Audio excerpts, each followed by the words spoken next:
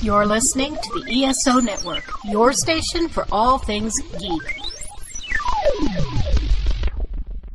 Hi, I'm Joe Heath. I'm Toni Heath. And this is the Watch-A-Thon of Rassilon. Anyway, play some theme music. Can do.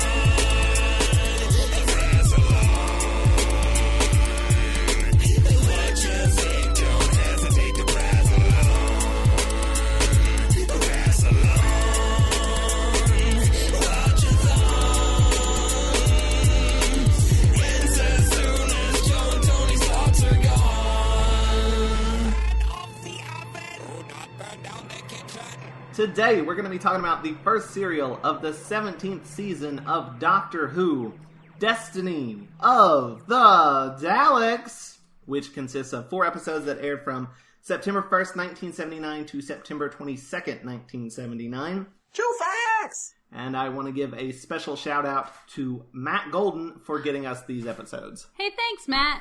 You can follow him on Tumblr at mgoldentumbles.tumblr.com. Or he's also on some other thing that he told me to promote, but I don't remember what it is. But you weren't listening? It's like medium.com/@emgolden or something like that. Ooh, if you go to his Medium, you can read about the time that we went to the Minister's Treehouse. Yeah, it's pretty cool. Basically the origins of the Unseen World, so. And joining us today, we have special returning Dalek expert. Ooh. Yeah. Layne Henderson. Layne Lexx Terminate Henderson. Yes, hello. Welcome back. Thank you. Are you the Dalek expert or the Davros expert? Dalek expert. Dalek, okay. Yeah. But, like, so far, you've been on every episode with Davros. Yes. So, that's pretty special. Yes, so maybe I should try to be the Davros expert also. They kind of go hand in hand a little bit. They should. Hand in weird sucker. Always. Bullet plunger thing. Go together. If they're going to have the Daleks do a lot of talking. I feel like that's something that, like, the show has just figured out. Yeah, don't have Daleks talking to Daleks. Have Davros be the voice, because he's less hard to listen to. No, I love listening to the screaming. You love the screaming? Yes, I love the screaming, so... Sorry. Even I'm in gonna have scenes, to disagree. Even in scenes when they're just like talking about, like they're just in the control room talking about their plans and stuff. Talking to each other. Yeah. Yeah, I don't care. I love the screaming. That's why you're on this episode. That's why you're the Dalek expert. So, how have you been, Layne? I'm pretty good, actually, yeah. Are we ready to dive in to the destiny of the Daleks? I mean, did you want to dick around for a little bit more, or...? I maybe wanted to drink a little bit more. That's a lot of D words we just said. This is a very alliterative episode. Yeah, let's do it. Let's talk about Destiny of the Daleks. Episode 1, which I have 2 titles for. The Regenerations of Romana and The Underworld Dentist. The Underworld Dentist. There's a line of dialogue in this episode. Oh, yeah. It is, isn't it? Yeah. So the first thing we see is the Doctor being a doctor to a robot. He's got all of K9's guts out. His brains. K9 is coughing? Yeah, because he's got laryngitis. He's got laryngitis, yeah. That's why I don't understand that.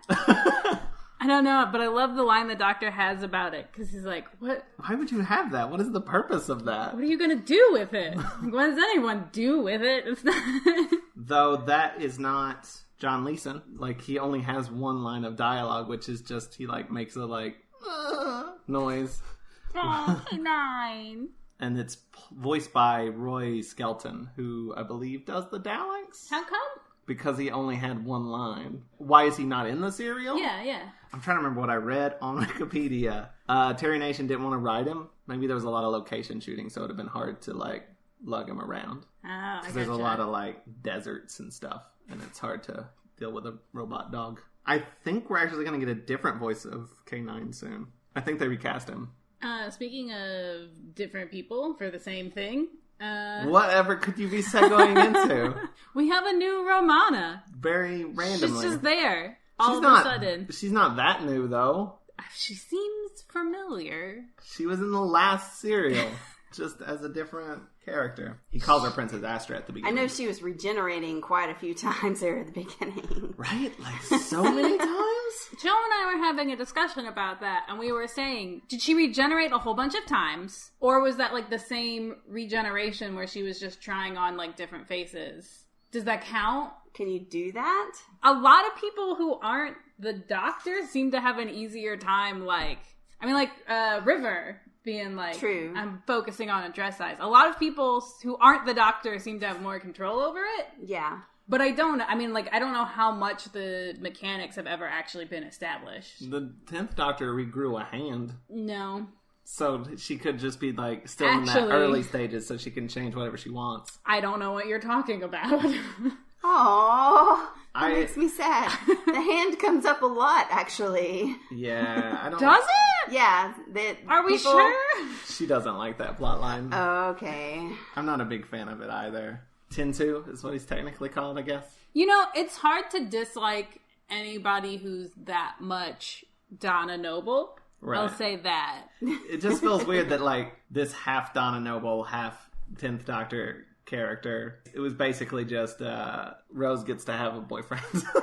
Yeah. I think the thing that bothers me about it is that it does kind of ignore the, like, Donna Nobleness that he does have. Because it's the only Donna Nobleness that's left. Aww. I've got a lot of feelings about that anyway. Let's talk about this serial before I get mad and also sad. But Donna's my favorite. Donna's my favorite, She's too. one of the She best is my companions. favorite. It just sucks that, you know, she doesn't remember any of it. Not fair. I have my own headcanon. When Clara takes off in her diner, they land on Earth. Donna's on her way to, like, a job interview and stops to get some food and then winds up being their companion, like Clara and me. So, Aww. I like that. you're talking about, like, there's a lot of debate about the regenerations, by the way, like what you were saying. There's also a story, I don't remember if it's like a book or a Big Finish audio, where it basically says that this isn't even Romana. It's the TARDIS who has locked Romana away out of jealousy or something. What? Yeah. This is a novel? I think so. Is it a novelization or is it... No, it's just a novel. It's not a novelization. It's just like a one-off thing. Okay. Romana in the serial the whole time is actually the TARDIS. And then at the end she feels bad and, like, lets Romana free but changes her into that look. I don't know why you would do that. That seems weird. Yeah. That was a weird choice. I do like that the Doctor kind of is like, hey, you can't just go and take that face. That's somebody else's face. And she's like, what? Are we going back there? Well, no. I thought it looked good on her. Romana's just like, I'll have that look.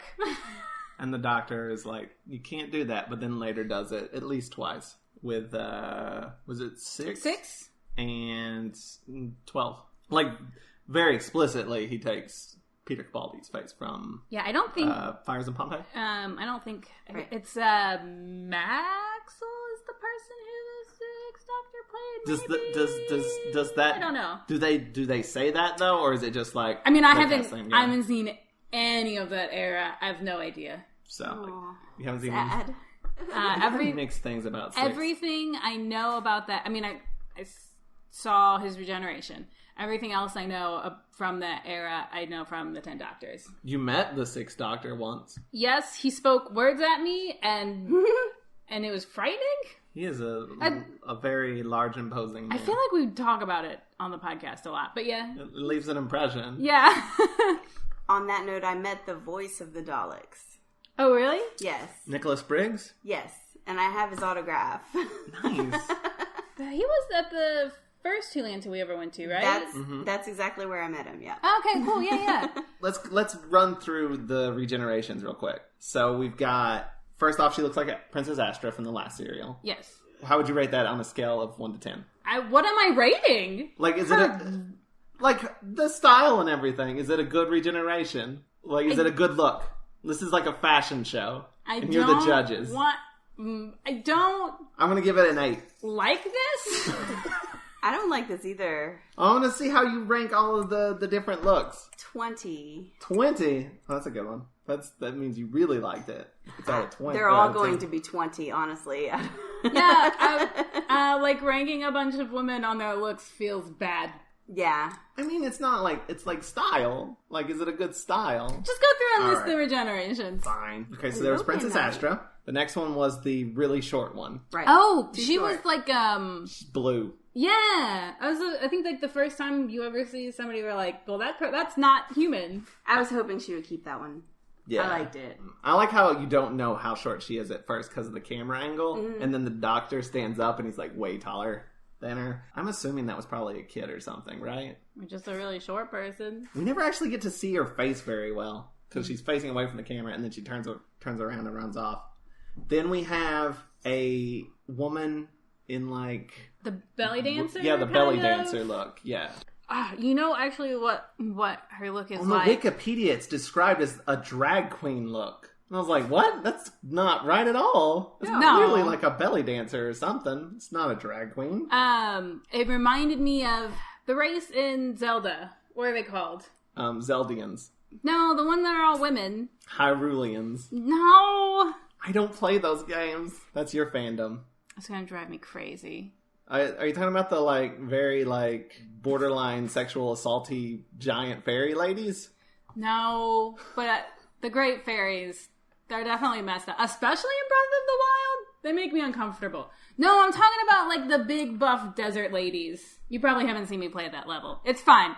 Somebody will remember it and somebody will tweet me. For the love of God, please. Matt Golden is listening. I know he's played Breath of the Wild. But that's what the look reminds me of.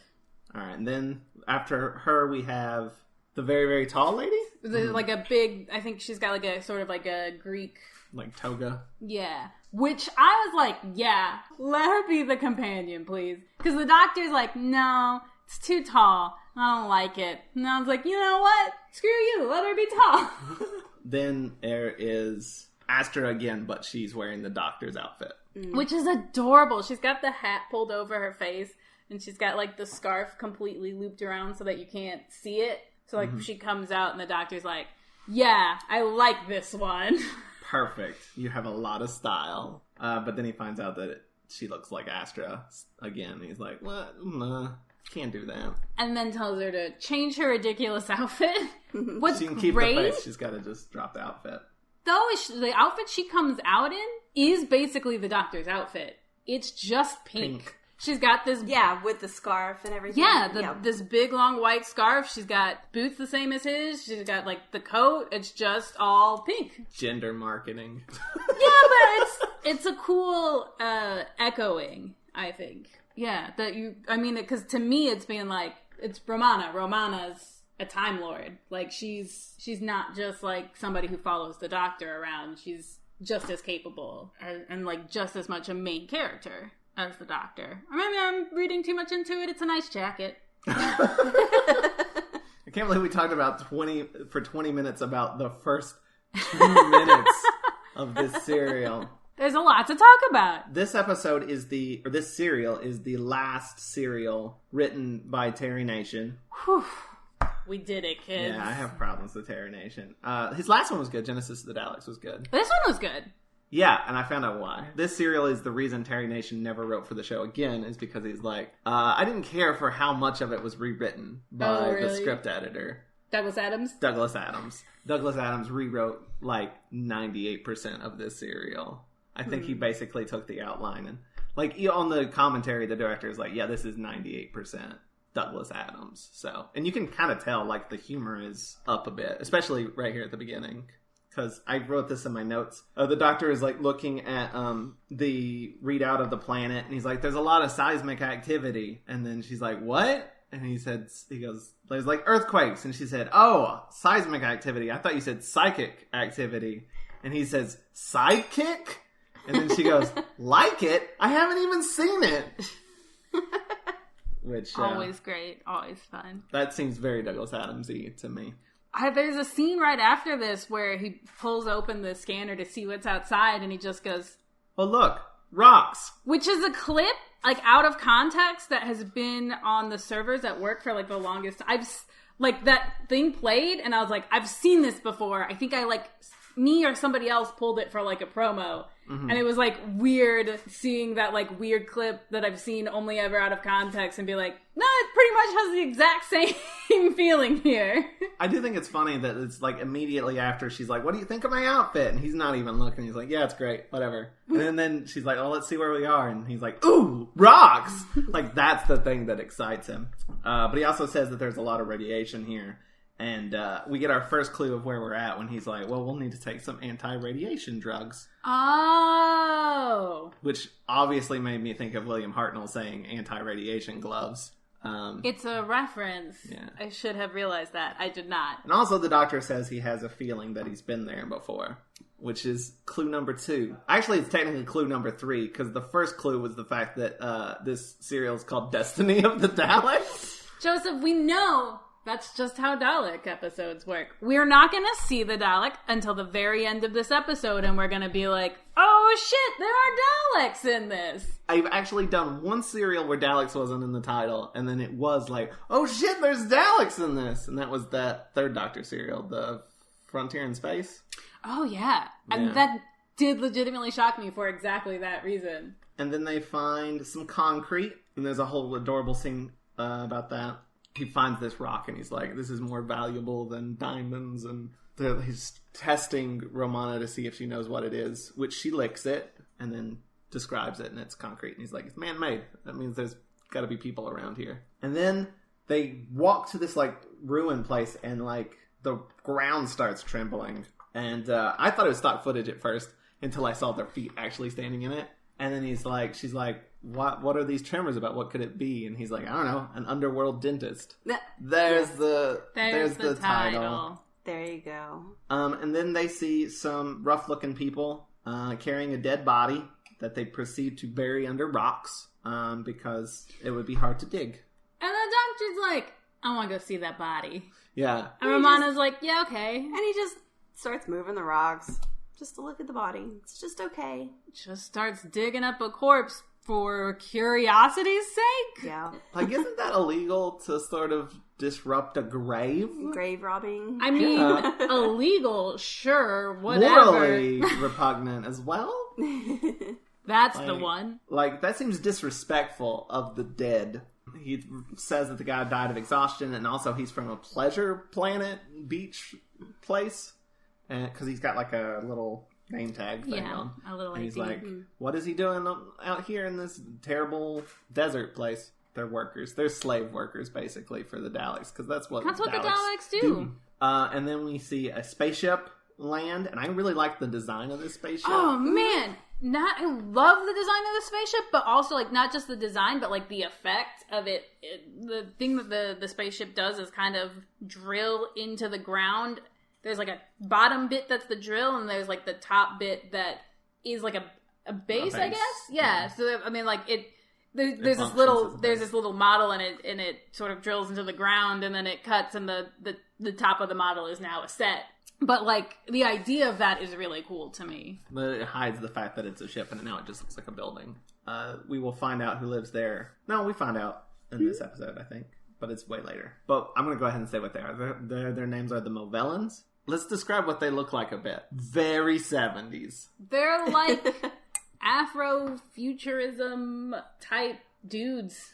And ladies. Yeah, they're actually... But they look gender neutral. Yeah. Yeah. I was They going all to say, do. Yeah. they all, it looks like they were, somebody specifically went out of their way to make them all look very gender neutral. But they have dreads and silver suits. Oh, they're white. They're white? Mm-hmm. I just Their remember Silver dreadlocks are dreads. Yeah. Oh, yeah. And the tips of their dreads... They got beads. Yeah, all of them are silver, except for the main guy his are black. I don't know if anyone else noticed. I noticed ranks, that they were different colors, yeah. Yeah. And they also have, on the side of their arms, are these big green... They look like levels. We put on stuff to make sure that they're level or whatever. It looks like those on the side of their arms. And they have big battery packs on the front of their belt.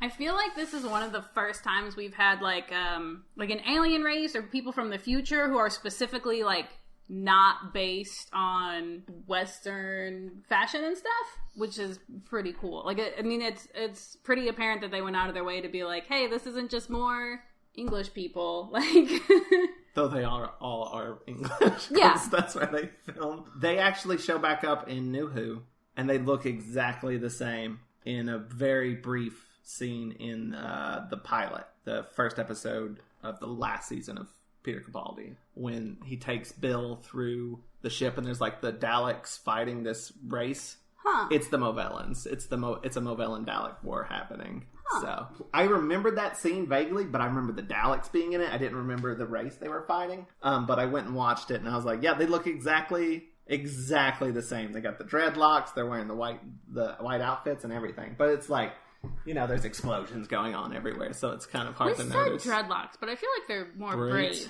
Yeah. I think they're braids. But yeah, I really like their design, and we learn more about them, and I think they're an interesting concept when we find out what they are exactly. The Doctor and Romana make their way to the spaceship, and there's a nice shot of the Doctor running down a desert dune. He's like, whee! Mm-hmm.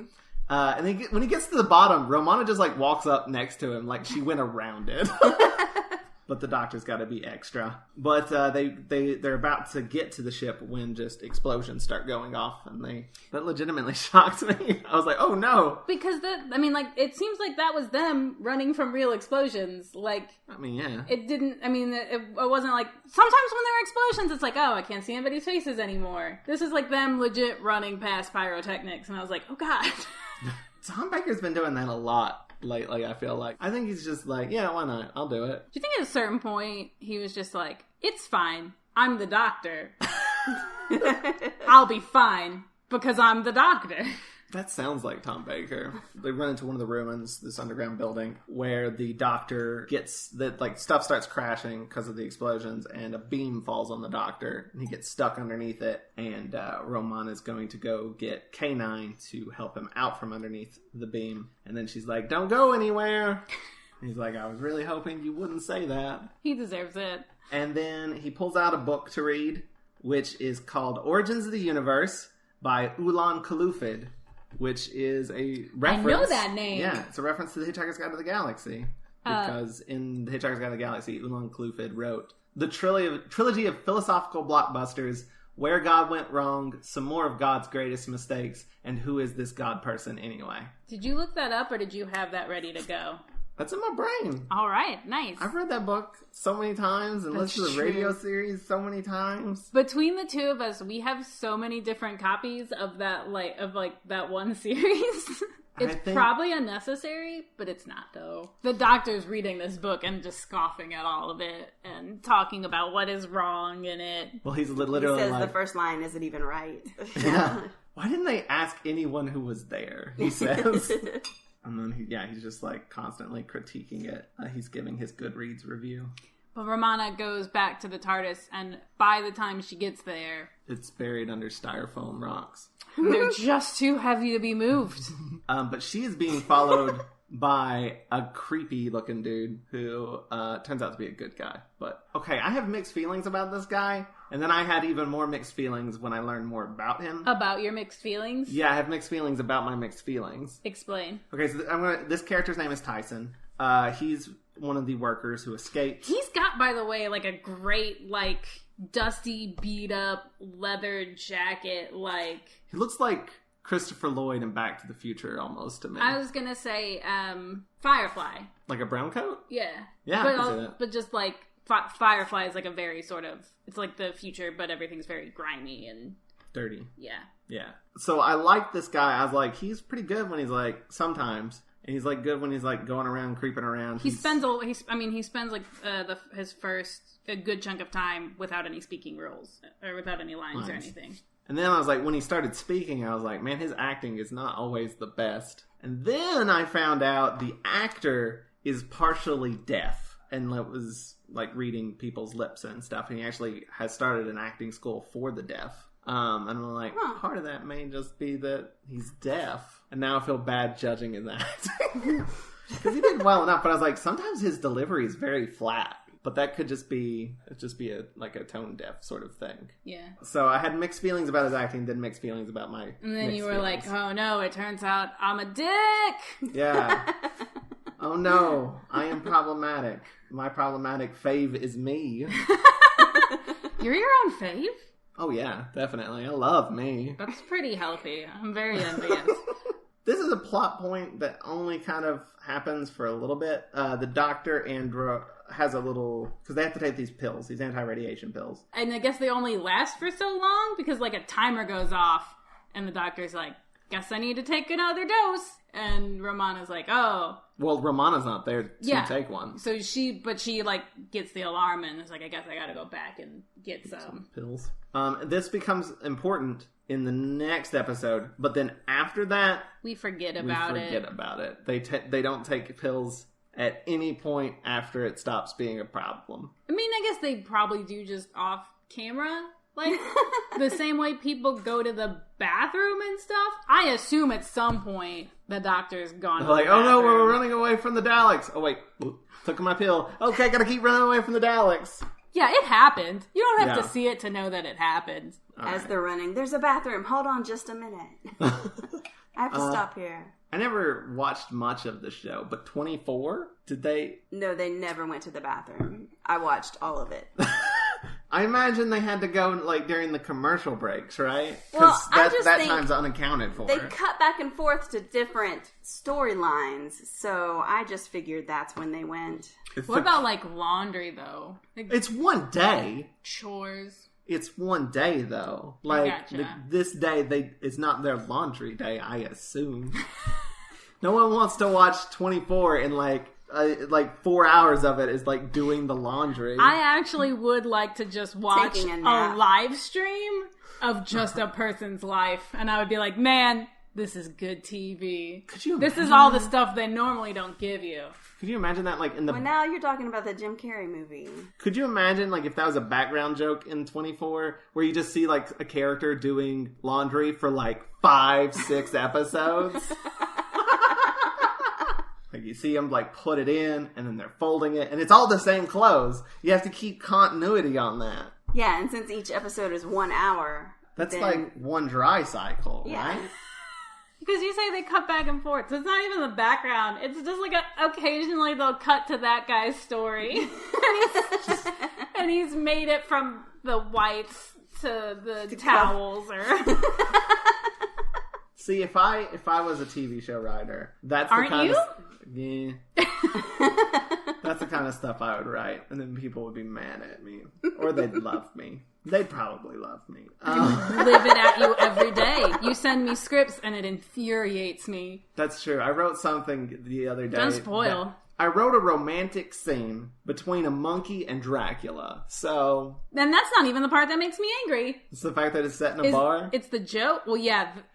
Don't write locations, man. Because you're going to be annoyed when we have to film it later. Anyway, Doctor Who. The joke that made you angry was... Nope. Okay. They'll have to wait. They'll have to wait for the show to come out. When I look in your eyes, I see no evil. That's what the monkey says. All over again. Listen. I see no evil. Listen. You get it? Because monkeys. We don't have time to talk about your Dracula show. What happens next in this episode of Doctor Who? I think that hit Layne late.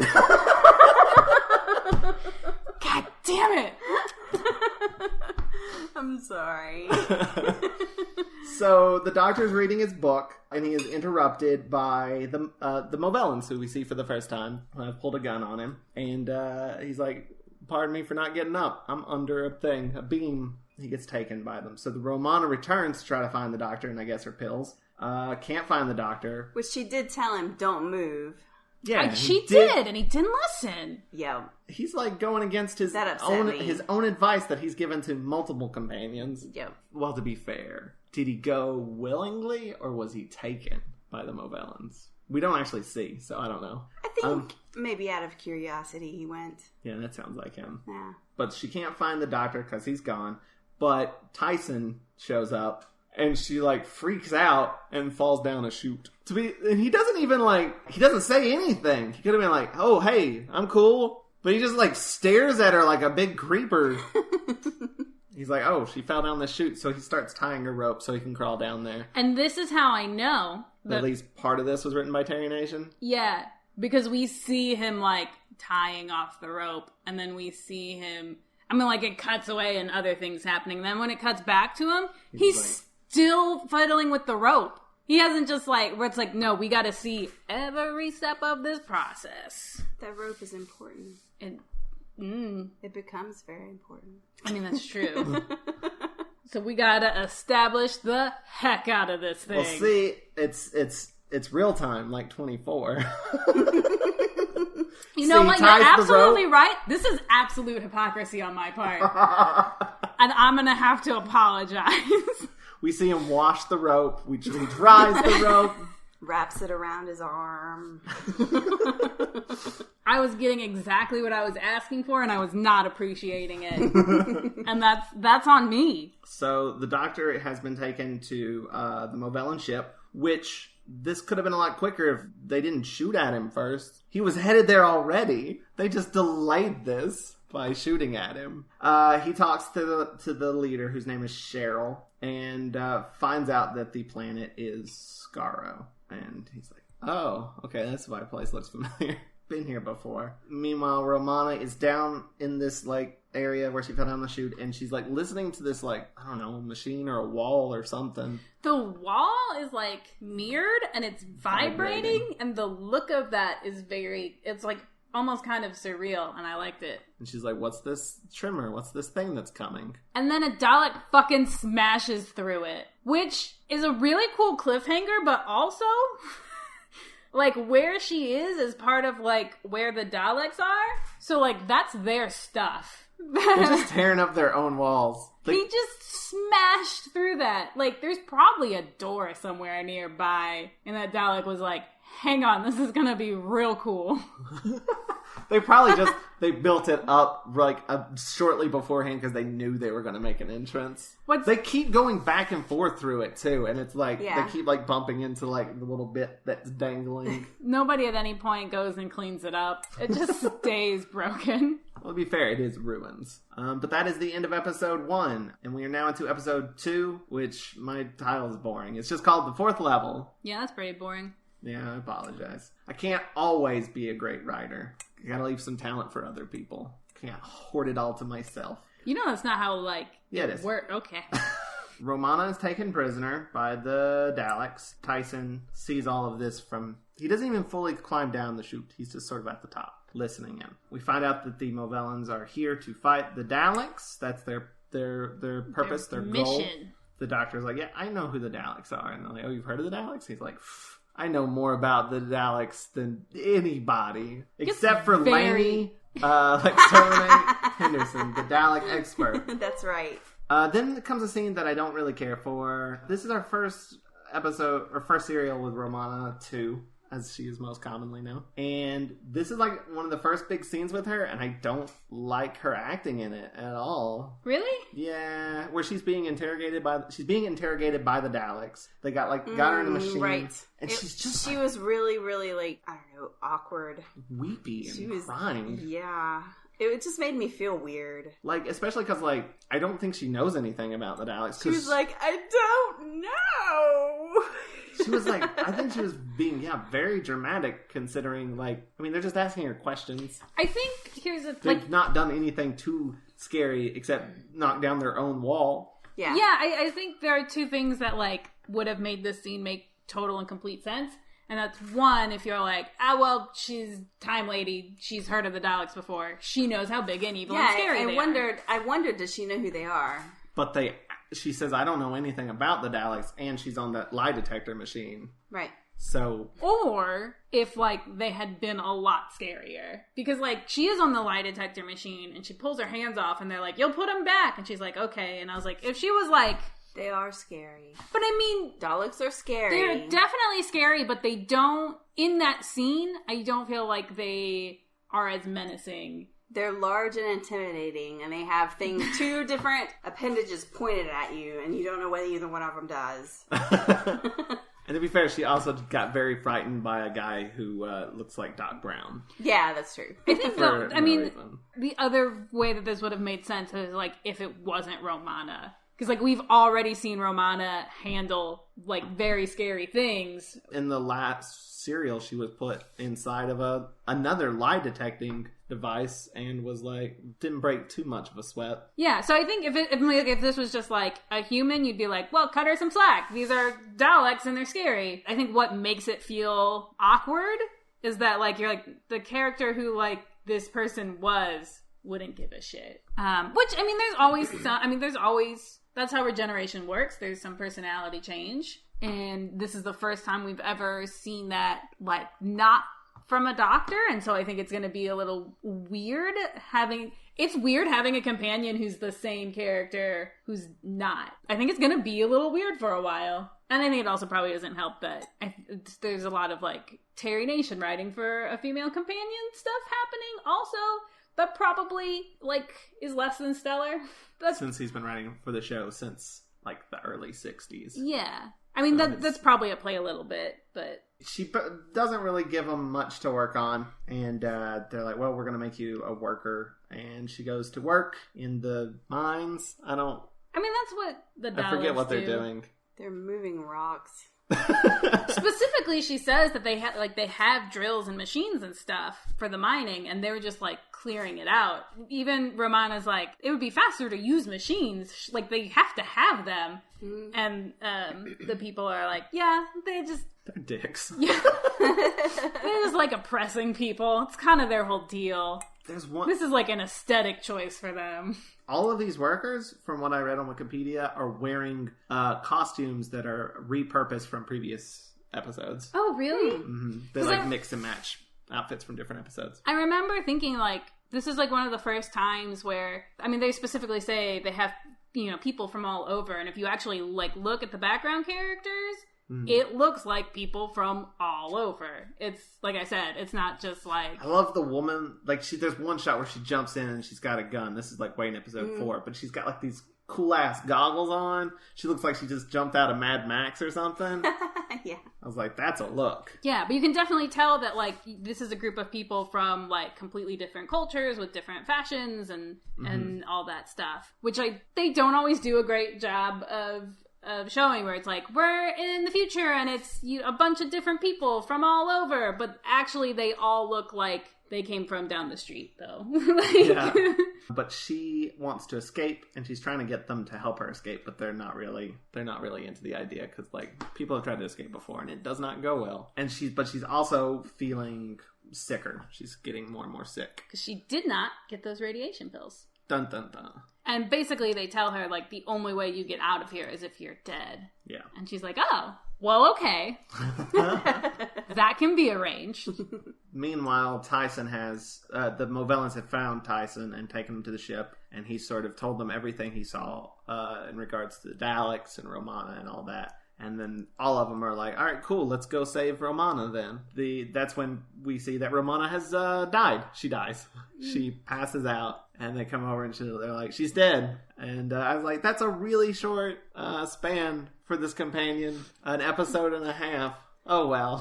One of these days, they're gonna do it. They're gonna do it? Just for the shock value of it all. Oh, wait, no, they did. They already did it. Was it one of the Christmas specials or something? No, it's fucking the very first episode of the new season. Oh, Grace. When they fridge Grace.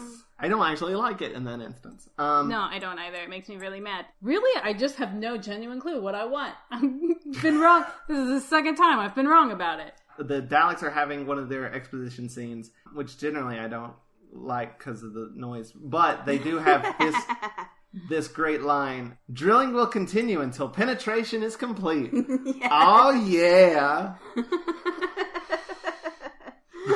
So anyway, Toni is very mad. At the adult table. Toni, you're outnumbered right now. You're at the kids' table. Get with it. Adapt or die. The Doctor and them go to the control room. They're trying to find stuff out.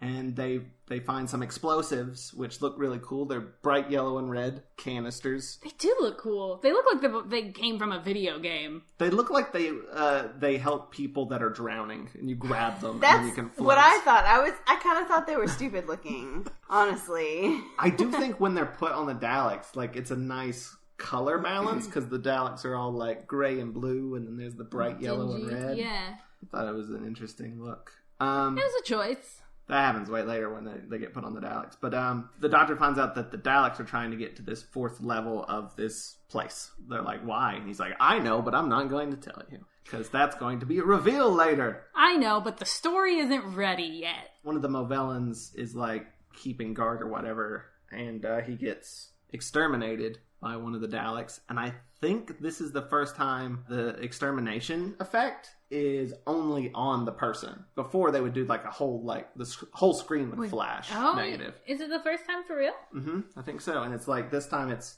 not just their bodies, but it's like there's a little outline. A little mask. Yeah. They kill one of the Movellans. Or do they? Dun dun dun. And so they all start running, and the Doctor wants to look at the dead body again. And they're like, hey, chill out, man. You can't look at our dead bodies. That's like against our code. You know yeah, they what? said they didn't want their anatomy to be known or something like that. And he's like, oh, okay. Guess I won't defile this corpse. Because you asked me nicely. They do have a nefarious reason for it, but also leave dead bodies alone. It's rude. So they're escaping up that shaft that chute from earlier. There's a nice shot where you just see the scarf go up the chute, because I'm pretty sure Tom Baker did not climb up that thing. They just dropped the scarf and pulled it up. And once he's up there, the Dalek shows up, and the Doctor's like, if you're such like a superior race, why don't you climb up here? Which angers the Dalek. That's a good line. Just shoots at him. Yeah. Daleks defeated by stairs. And then they rush out, and they immediately find a gravestone in front of a pile of rocks. Grave rocks. And the Doctor's like, Romana. Ooh, dead body. Nice. Gonna dig that up. Add to my collection. But no, it does, the headstone does say Romana on it. And he's digging through it. And then Romana walks up. And he's like, aw, I was gonna get another dead body. But she faked her death because she can do that thing that the Doctor does where... That Time Lord thing. Yeah, she can like put herself into a coma or whatever. Stop her hearts. Stop her hearts. Stop her hearts! And she says that, and who asks her? Tyson. Somebody asks her, how many do you have? Yeah. Enough. She says, one casual, one for best. Yeah. Yeah, something like that. It's from this point on that the anti-radiation pills are no longer a plot device. They're just taking them, and you're not seeing it. They're taking them when Tyson is doing his laundry. Getting all that dust off his jacket. So the Doctor knows of a secret shaft to the 4th level. Damn it. And they go there, and what do they find? Davros, who is dead. Dusty And dead. Spider webby. And he's basically in the same spot we left him in Genesis of the Daleks, which is where we last left you as well. That's true. There's some explosions, and a ceiling crashes on one of the Movellan people. Her name is Agella. I don't know why I know this, but she was also in a movie called Carry On Emmanuel. What a great Joe fact. Yeah, I don't know. Joe Facts! It was a parody of softcore porn. Okay. The movie isn't soft. Well, it's actually a British, like, huge British thing. There's a series of films called Carry On, and they're Carry On whatever. William Hartnell was in the first one called, I think it's called Carry On Sergeant, or something like that. So, it's like a big British institution, these Carry On films. I don't think anybody cares. Yeah, that's probably true. It comes up a lot when I'm researching Doctor Who. The ceiling crashes on her, and then while they're, like, going to check her out, the Doctor's like, ooh, another dead body.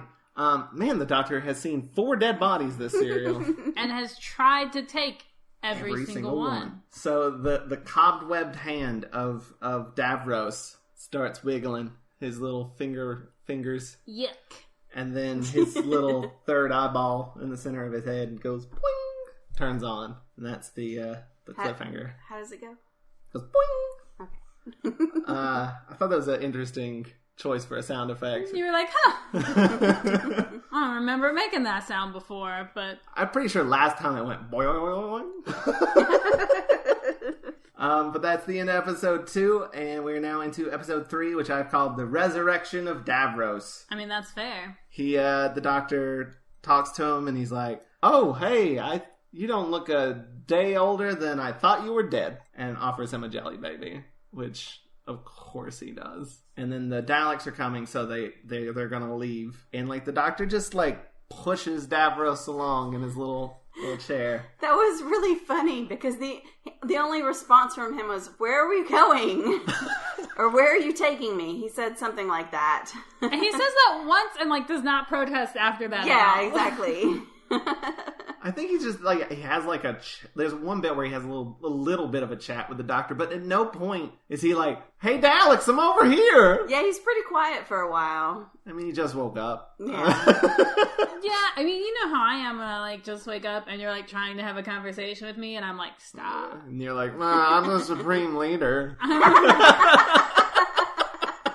I need silence for like the next hour and then I'll be awake. That's what Davros is doing right now. I'm pretty sure he does say... And that's just after like 8 hours. He's been asleep for like 400 years. I do think he does say something like, "You can't take me, I'm like the Supreme Leader," and the Doctor does say, "Shut up or I'm going to turn you off." He shuts up. He doesn't say anything else for a while. As they pass by the collapsed... Well, actually the Daleks have found their footprints and are following them, and they drive past the crushed remains of the Movellan, who's played by the Carry On Emmanuel woman. She repeats the Davros thing, and her little fingers do a wiggle. So she's not dead either. What? I can't do that again, can I? No, you've already used that joke all the way up. I said, what? Like 50 times last podcast. Okay. And it wasn't funny a single time.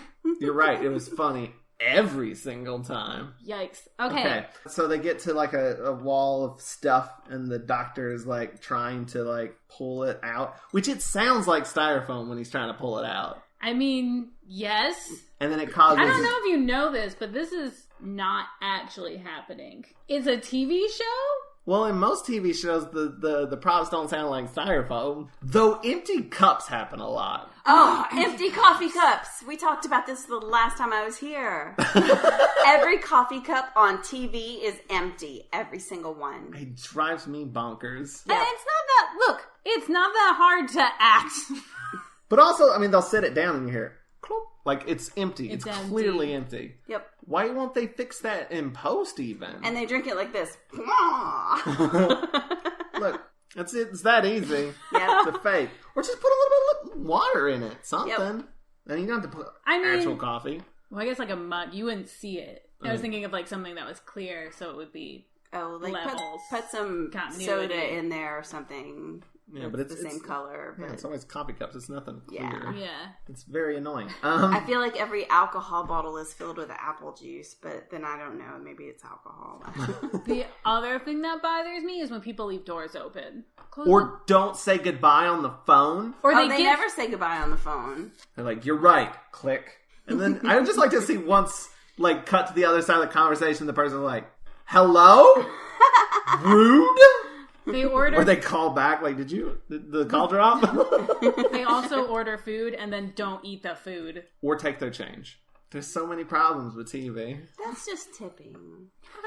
That's probably fair. Yeah. But yeah, they do also not eat their food. There's nothing worse, too, when, like, somebody's eating on TV and they're not eating your food and you're, like, starving and you're just looking at it like, well, if you're not going to eat it, give it here. I'm pretty sure I read somewhere that on Parks and Rec, anytime Chris Pratt had food, he'd ate it. He's like, you're supposed to, like, take a bite, and they'd have, like, a spit bucket or whatever, so you wouldn't eat too much food. And he's like, I just always ate it. I'm like, yeah, man, I'd do the same thing. What were we talking about? Oh, the star. Okay, he moves the pieces to clear the way, and then it causes more stuff to fall in the way. And he just looks at Romana and is like, well, that didn't work out for you, did it? And she's like, didn't work out? For what? Like, he blames her for it. He's kind of an asshole if you think about it. Oh, a little bit. A little bit. Just a little bit. But he's charming. So he's like me. Yeah. I'm charming, but an asshole. Sure. Well. Which part am I disagreeing with? I don't know. You'll never know. So. When you look into my eyes, do you see no evil? Boo. They're basically stuck in this room, cornered by the Daleks. And everyone, except for the Doctor and Davros, go out a window. Because it's hard to pull a Davros through a window. They just sort of chill for a while and have a little bit of a catch-up chat. Doctor fills in Davros about not just the Daleks. Sort of catch up for a little bit. Yeah, he literally just starts listing off historical events that have happened. He's like, well, politically, this is happening. So-and-so won the cup. I don't know, sort of space cup. Yeah, it's all sci-fi space politics. I think he does say Arcturus, which has been mentioned on the show before, but it's just all it's like catching him up because he's been asleep for a while. Could you imagine if somebody had been had just missed the past 3-4 years? How Catching him. It'd be so much. No, and it'd be so sad. It'd be a lot to take in. We should move on. I'd be like, hey, did you ever read Bloom County? Well, it's real now. But meanwhile, the Movellan that was crushed goes back to the Movellan ship and then fills them in on hey, there's this Davros guy now. So they study up on him. Tyson and Romana bump into a Dalek. He creates a distraction so that she can get to the Movellan ship as well. So they get split up a little bit. Which I think his distraction is he just climbs a rock wall and the Dalek shoots at him. Pretty much. And he's climbing it really slowly. I don't know how he didn't get shot. Daleks he misses. Yeah.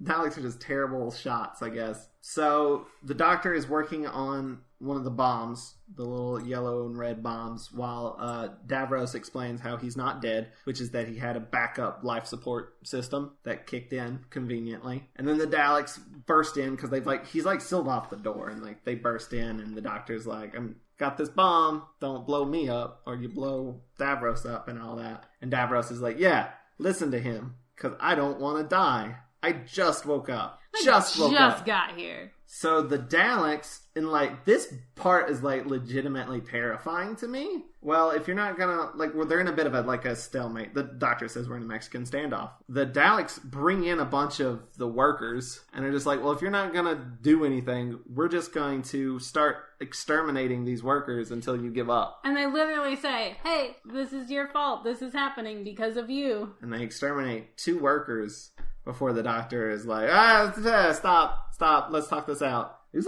that legitimately upset me. I was like, that's messed up. It is messed up. So he convinces them to free the workers. They do a lot of negotiating. He's like, free the workers and give me time to run away and you can have Davros. And they're initially like, no, that's a terrible plan. And then Davros is like, just do it. I'm tired.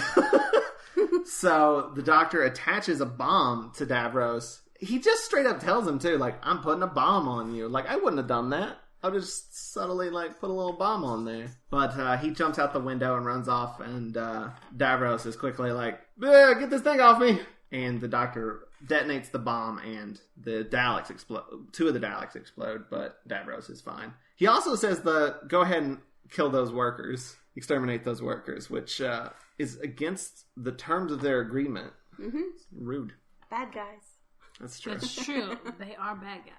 So Romana gets to the Movellans and is like, whoa, hey, wait, how are you not dead? You were dead. You were crushed under stuff. And then she's like, and shoots her with her big pink spiral. Ooh, we didn't talk about those, but those look great. They're good props. They look like drill pieces too, which is thematically appropriate. Yeah. Everything is drills in this. So she shoots Romana. She doesn't kill her. She just stuns her. And they say that the Doctor is their new objective. They need to get the Doctor. And the Doctor is running around, ducking away from Daleks, and he puts his hand inside this crevice. This scene is gross.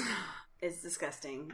The whole time I was like, oh, what is he doing? Oh, what? Stop it.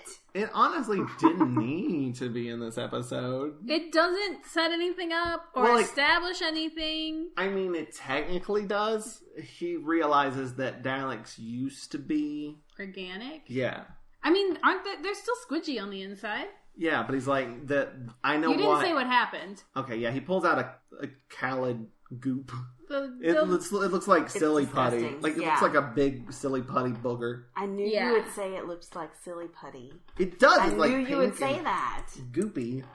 Literally, when I saw it, I was like, he's going to say this looks like silly putty. But what it's setting up is that, because he's like, why did the Daleks need Davros? And he's like, oh right, they used to be people, kind of.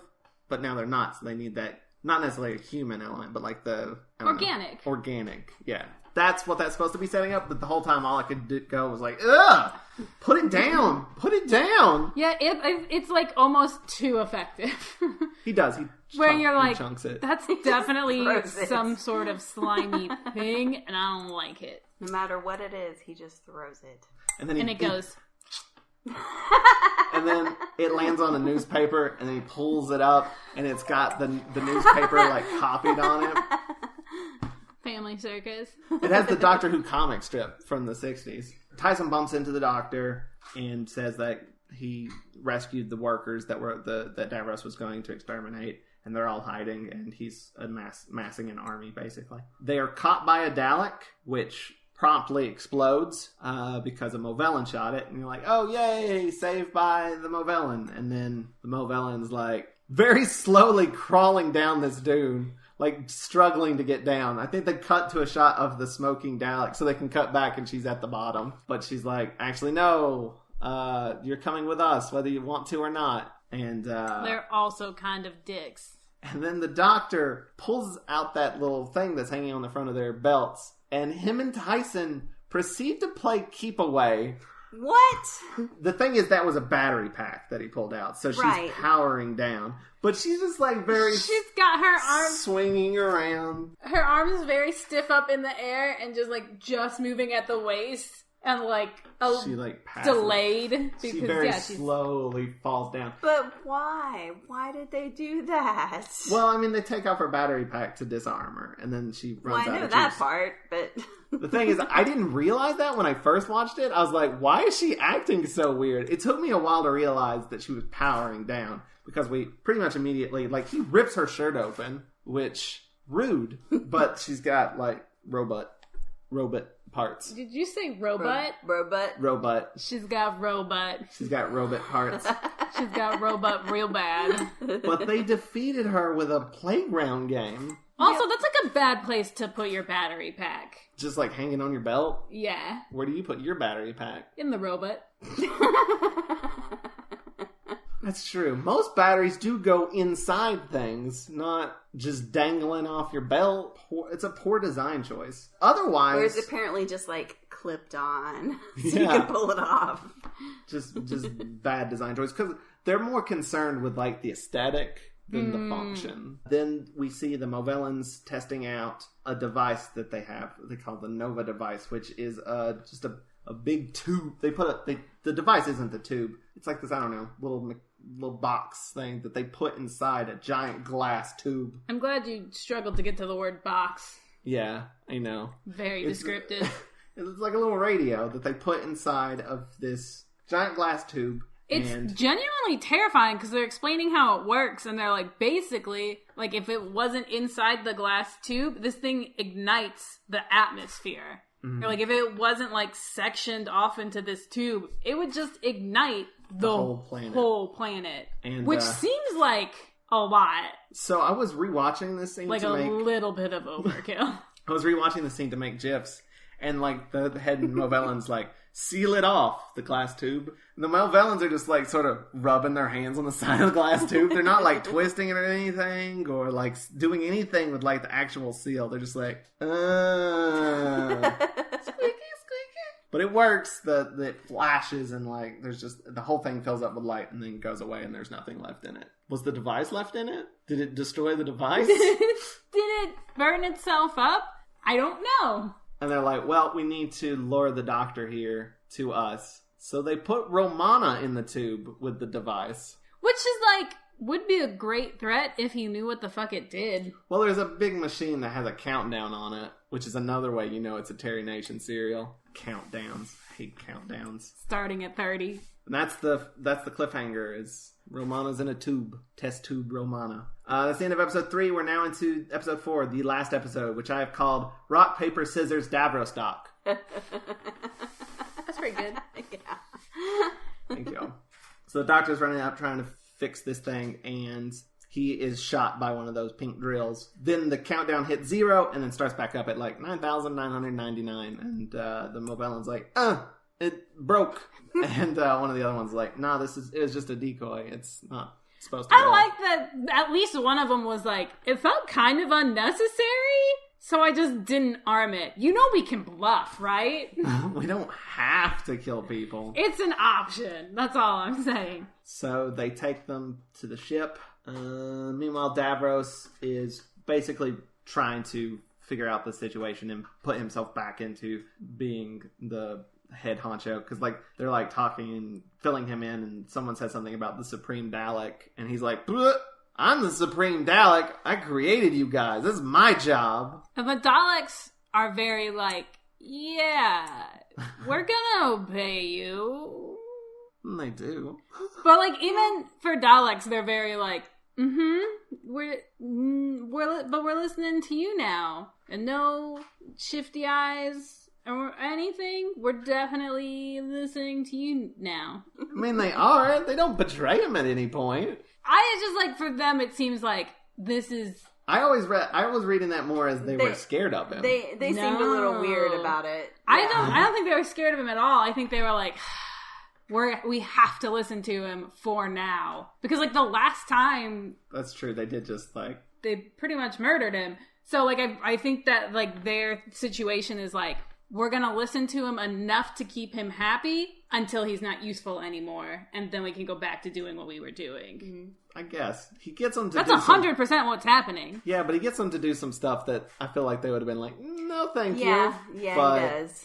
He does, because he's necessary. Because I know what scene you're talking about, and there's definitely, like, tension in that scene where, I mean, for, like, tin cans, there's a part of me that's like, they don't like this very much, and I can tell. So the Doctor wakes up on the Movellan ship, and they proceed to give him all the exposition, all the backstory. The Movellans and the Daleks have been at war for centuries, but are stuck in a stalemate. I don't even think they fired a single shot on each other. Well, I guess one of the Movellans just blew up a Dalek. But the reason... For the most part. Yeah, because they're all basically logic-driven robots, so they've out-logicked each other. So they both plan things out so far in advance that, like, they can't do anything. Have you ever seen, there's... The only way to win is not to play. Yeah. There's this post that I saw that was talking about, like, weird things, like when AIs learn how to do things the wrong way. There was this one that was supposed to play, like, tic-tac-toe or something, some kind of game like that, and in order to win, it would just make the board, like, way far away, or it would make the board too big, and the other computer would, like, crash trying to find it, and it would be like, I won! And so, like, that's how it learned how to win. By cheating? Yes! We've taught computers how to cheat. I mean, it doesn't know that it's cheating, it just knows that it did what it was supposed to do. I don't know, that made me think of that, of, like, these two big, like, AIs basically competing against each other, and they've stalemated. So one of them just needs to figure out how to go way, way, way off the board.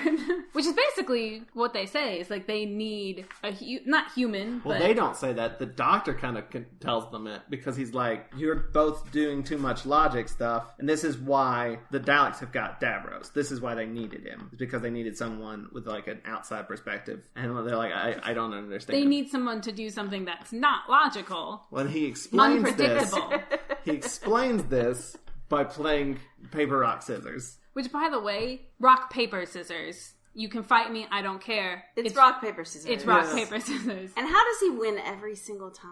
Well, not against Romana. Not against Romana, but against the them. Movellan, yeah. Yes, he wins every single time. Well, he wins every single time because they're, like, cycling through it. He's using their logic against them, and he's playing illogically. So, like, they, like, play whatever he played last because they're like, oh, that's the one that wins. Oh, I didn't notice that. Because, like, also, before he starts playing them, I mean, him and Romana play the game so they see what they're doing. And then, like, he's like, no, you two do it. So the two Movellans are playing together, but they keep just pulling The same one. ones. Stalemate? Yeah, they keep doing stalemates. But then he plays the Movellan and wins, and they're like, whoa, how does that work?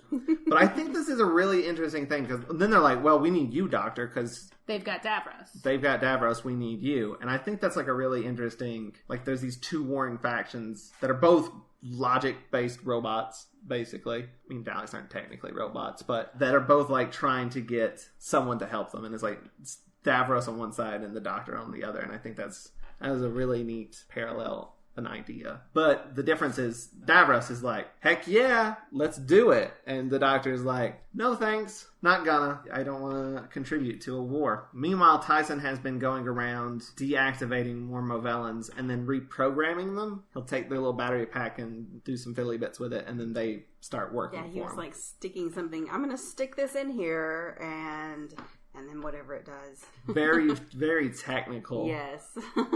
This is Davros' plan. Suicide Daleks. He's going to make a suicide squad. He straps all these bombs to like, I don't know, 6 or 7 or 9. A whole bunch of Daleks. And he's like, go attack the ship and I'm going to blow you all up. You'll take out the Movellans. So this is the scene that I'm talking about where there's definitely like hesitation on their part. Where they're like, okay, yeah, we'll do that. Yeah, we'll do that. Like, it's not, they're not like, yeah, you're our leader and we'll follow your orders unquestioningly. There's definite hesitation because it's a suicide mission. But he convinces them that that's what it's going to take. Right. He's wrong, though. Haha. It might have worked if the Doctor wasn't there. But he was there, though. And if he's not there, you get Torchwood. So the group of workers that Tyson has assembled stormed the ship, the Movellan ship, with their reprogrammed Movellans, and there's a fight scene, and they win. The Doctor beats some of them with a dog whistle. His dog whistle, they use it for K9. It, like, I don't know, confuses them. Hurts their ears. Yeah, and everybody's pulling out the battery packs. The Doctor's like, well, I'm going to go... Well, he sees the Daleks heading their way with the bombs attached to him, so he's like, I'm going to go talk to Davros and fix this. And, like, then the door closes, and then you just hear him, like, through the door, like, I will return! So he goes to Davros, and he's like, listen, all the Movellans are deactivated, so you don't have to blow them up. They're defeated. Don't worry about them. And Davros is like, nah, I want to blow something up. I'm going to do it anyway. All I have to do is press this button and blow them up. And the Doctor's like, this button? Can I press? And then a Dalek shows up behind him and stops him. Because he's going to blow up the Daleks before the Daleks get there. Meanwhile, the workers are fighting some of the Daleks. Romana sees a rogue Movellan that's rolling around in the desert. I guess it's Just having a bad time. I think it's one of the ones that maybe had their battery removed, but it's like still got a little bit of a charge left or something. It's crawling through the desert trying to activate the Nova device and blow up everything. Like, Romana just kicks his ass. He's like reaching out for the button and she knocks his arm off. Yeah, that was really easy to do, by the way. That's true. Like, they're supposed to be like these destructive, warring robots, and it's like one smack to the wrist and the whole arm comes off. So the Doctor is trying to figure out a way to cause some trouble. He throws his hat over his shoulder right onto the eye stalk of the Dalek. So good. And the Dalek just like freaks out and is like starts shooting, and like Davros is like, to your left, to behind you, to your right. Chill out. There's a point where it spins around and starts shooting, and Davros is like, not at me! The Doctor puts a bomb on the side of the Dalek, pushes him down a hallway, and the Dalek explodes, and then the Doctor's like, oh no, my hat! I blew up my hat. And then he gets into an arm wrestle. Okay, so the Doctor has defeated someone with Keep Away. Yeah. He defeated someone with rock, paper, scissors. And now he's going to beat Davros in an arm wrestling match. Because he's like holding his arm, trying to get him to like press the button. Or like he's trying to press the button and Davros trying to stop him. And then the Doctor basically just removes his hand, and then Davros himself smacks the button. And all the Daleks blow up. Not That's all fun. of them. The ones that had the bombs on them. That's fun to watch. There's a lot of them. Yeah, there's like one shot where there's like 5 of them in a row, and they all just go boom. That's a lot of props to blow up. Yeah, did they have like some extra pyrotechnics left over, or what? Maybe, I don't know. I'd say they blew up at least 8 Daleks in this serial, at least. But like, maybe more. The episode just started with just like, there's explosions on this planet. And they're just happening. Like, they did a lot. They had a lot of explosions in this one. It's not Doctor Who if something doesn't explode. That's fair. So they put Davros in this freezer thing. Cryogenic. The Doctor gives him a logic lesson, and he says, all elephants are pink. Nessie is an elephant, so therefore Nessie is pink. Is that right? And then, like, Davros is like, yes. And the Doctor's like, well, if you asked a human that, what they would say is, and then Tyson leans in and goes, elephants aren't pink. And then Davros is like, well, humans are dumb. They tell Davros, like, your days are up and we're going to freeze you and ship you off to a trial. And that's the end of Davros. I bet we'll never see him ever again. Never again. He's definitely 100% defeated. They're, like, getting prepared to leave, and Tyson turns around and like, hey, doctor, what the hell? And, like, the doctor and Ramon are just, like, running through the desert. They're like, see ya, we're done. And then the ship takes off with the workers, and everybody's going to be happy now. And then the Doctor and Romana are digging out the TARDIS, which the rocks now do seem pretty easy to move. Yeah, the Doctor lifts they one don't up need over his K9 head. anymore. Yeah. Yeah. Well, now they've got teamwork. The Doctor's just like, the first shot is him just like holding one over his head though while he's talking to her. And she's like lifting one up, and I'm just like, okay, they were heavy a little while ago. And the Doctor is explaining, the trick is, like, you can make mistakes, and that can help you win. That's what I did. Like, they were just thinking you have to do the right thing every time. It's like, you got to be willing to make mistakes sometimes. And she's like, so that's why you always win. Because you make mistakes a lot. He's like, what? Maybe. Yeah. I've made a mistake or two. And then they take off and reappear immediately in the same spot. She's like, you pressed the wrong button. He's like, oh, sorry. And then they leave. And that is the end of Destiny of the Daleks. Nice. What was their destiny? To die? Yep. All right, cool. We're going to take a quick break, and we'll be back for final thoughts. Everyone these days could use a little support, and your friends at the ESO Network are no different. With the ESO Network Patreon, the cool thing is when you help support us, it's you who will benefit. With 4 tiers starting for as little as 25 cents a week, you can listen to some of your favorite network podcasts early, hear exclusive content, maybe get some ESO swag, or even possibly take a shot at the geek seat. All you need to do is sign up at patreon.com/ESO Network. And we're back!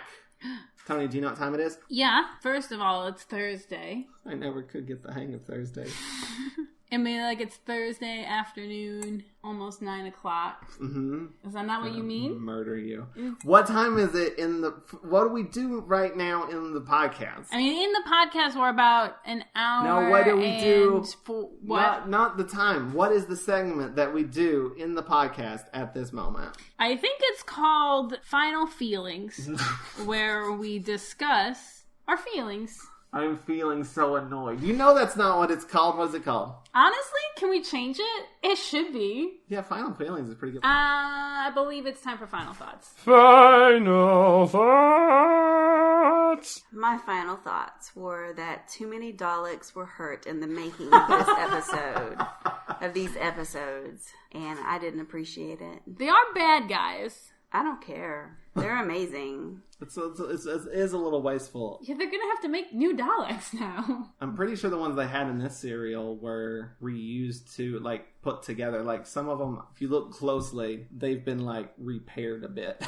Oh, really? I actually have a roller derby helmet that I modeled after these Daleks in this serial. Like, it's the colors and everything. Mm-hmm. And I put, like, little lights on the top and everything. That's amazing. Cool. Yeah, I still have it, but it's been beaten too much, so I can't actually use it anymore. So.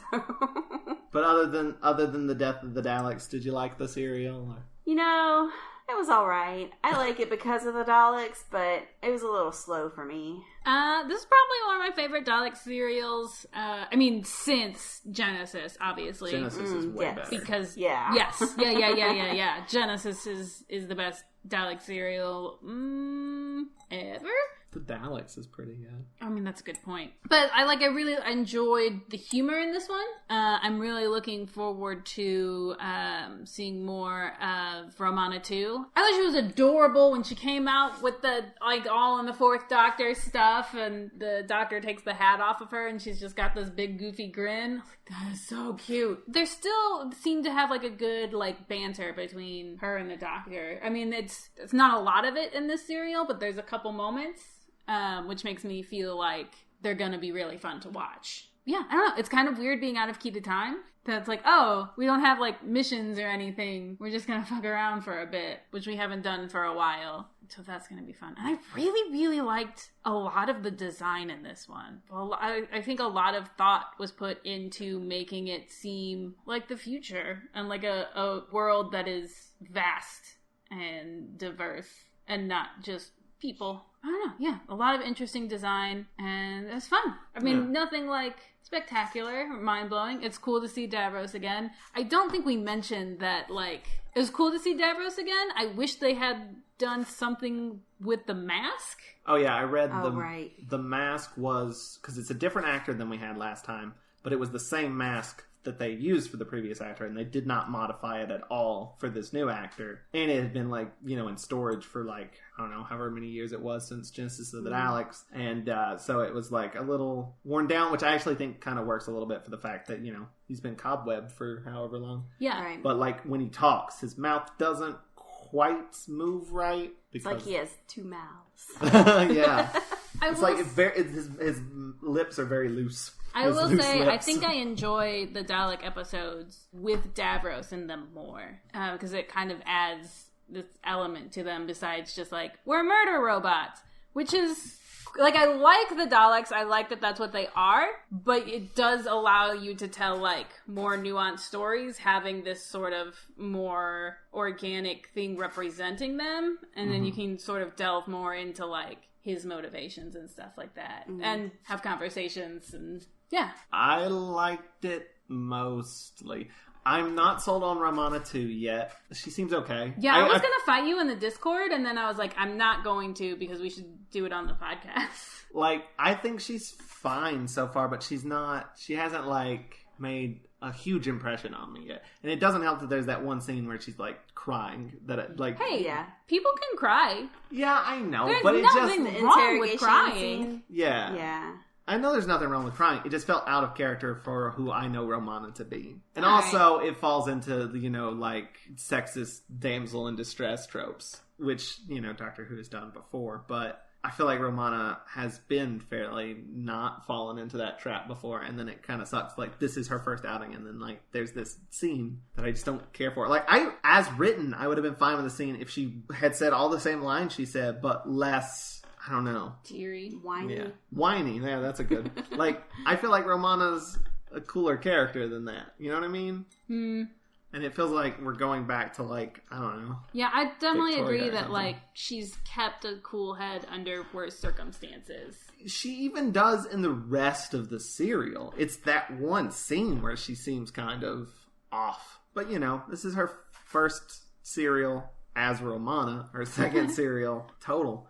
But, so, give her a little bit of time to settle in, I guess. Other than that, yeah, I do like the humor in this serial. I do like Davros, but I feel like he didn't get a whole lot to do. Really? He just gets pushed around a bit, and then he's like, go blow yourselves up. And he doesn't get a whole lot to do. He doesn't seem very energetic, either. I mean, he did just wake up from, like, what, a 400-year nap or something. But It's fair. I do love the Movellans. I like the idea of them, the concept, and the robots, and I love the design. Just everything about them I think is really neat. The Daleks are cool. Daleks are Daleks. One thing I would have also maybe wished there had been more of is exploring the workers more, because we really only get to know Tyson, and then there's like one scene where Romana talks to two of the workers, but Do they even get names?